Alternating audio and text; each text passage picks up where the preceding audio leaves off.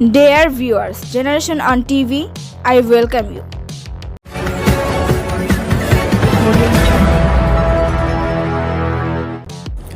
সাভারে অবৈধভাবে গড়ে উঠছে সীসা কারখানা।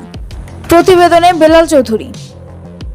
যেখানে সরকারিভাবে নিষিদ্ধ সেখানে কিছু অসাধু ব্যবসায়ী গড়ে তুলছে অবৈধ সীসা কারখানা। পুরাতন ব্যাটারি ক্রয় করে এনে রাতের অন্ধকারে আগুনে জ্বালিয়ে তৈরি করছে সীসা। এতে অত্র এলাকার মানুষ বড় ধরনের ঝুঁকিতে রয়েছে। যেমন গরু, ছাগল, হাঁস, মুরগি হঠাৎ করে কোনো রকম অসুখ ছাড়াই মারা যাচ্ছে। ফসলের জমি, মাঠে ঘাটের ঘাস মরে যাচ্ছে। বিভিন্ন ডুবা ও নদীর মাছ মরে ভেসে উঠছে।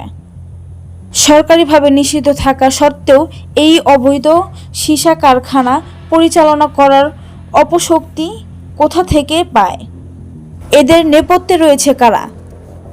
অত্র এলাকারবাসী এই সীসা কারখানাটি বিষয়ে প্রশাসনের হস্তক্ষেপ কামনা করছে এলাকাবাসী।